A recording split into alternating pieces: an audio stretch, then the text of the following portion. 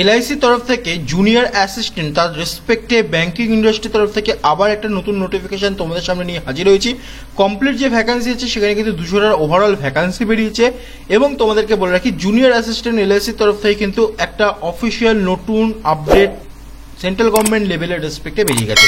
Complete ডিটেলসে আছে তোমাদের সাথে এই ভিডিওতে কথা বলবো। তো চলো বেশি দেরি না করে আজকের ভিডিওটা শুরু করা যাক।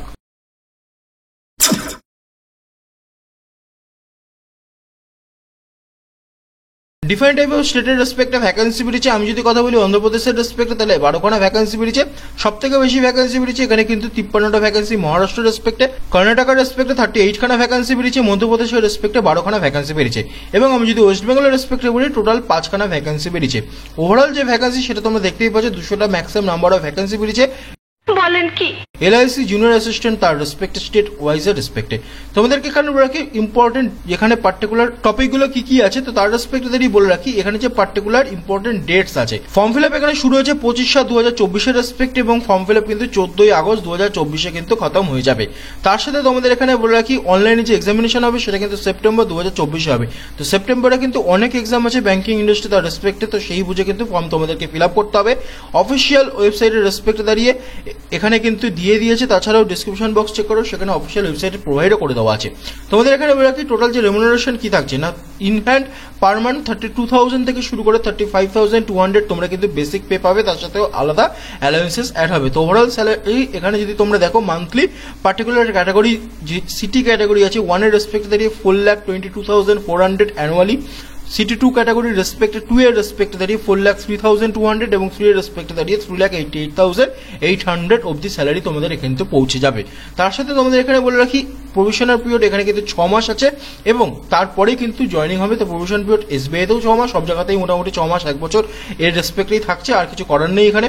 এলিজিবিলিটি ক্রাইটেরিয়া রেসপেক্টে এখানে কিন্তু তোমাদের ন্যাশনালিটি ইউনিয়ন থাকতে হবে। এজ লিমিট 1/2024 এর রেসপেক্টে 21 থেকে 28 বছর হতে হবে।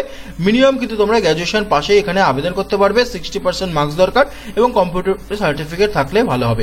কম্পিউটার এখানে বলে দিচ্ছি কি কি জানতে হবে না জানতে হবে, তার সাথে ওয়ার্ক এক্সপিরিয়েন্স প্রিফার্ড বলেছে, থাকলেও হবে না থাকলেও হবে। কম্পিউটার স্কিল অতি অবশ্যই জানতে হবে। এখানে তোমাদের কিন্তু এজ লিমিট 1996 তার রেসপেক্ট থেকে শুরু করে 2003 তার ভেতরেই থাকতে হবে, তার বাইরে থাকলে কিন্তু হবে না। এই হয়ে গেল ওভারঅল ডিটেলস। তার সাথে তোমাদের এখানে বলে কি সিলেকশন যে প্রসিডিউর সেটা কিন্তু জুনিয়র অ্যাসিস্ট্যান্ট থাকছে, অনলাইনে এক্সামিনেশন এবং ইন্টারভিউ হবে। তোমাদের এখানে বলে কি ওভারঅল কি সিনারি থাকছে, ইংলিশ থেকে 40টা কোশ্চেন 40 মার্কসে থাকবে, লজিক্যাল রিজনিং থেকে 40টা কোশ্চেন 40 মার্কসে থাকবে, জেনারেল অ্যাওয়ারনেস থেকে 40টা কোশ্চেন 40 মার্কসে থাকবে, নিউমেরিক্যাল এবিলিটি থেকে 40টা কোশ্চেন 40 মার্কসে থাকবে, কম্পিউটার স্কিল থেকে 40টা কোশ্চেন 40 মার্কসে থাকবে। ওভারঅল 200খানা নাম্বার অফ কোশ্চেন থাকবে, 200 মার্কস থাকবে, 120 মিনিট টাইম পাবে এবং 0.25 কিন্তু এখানে নেগেটিভ মার্কিং থাকছে পার কোশ্চেনের রেসপেক্টে।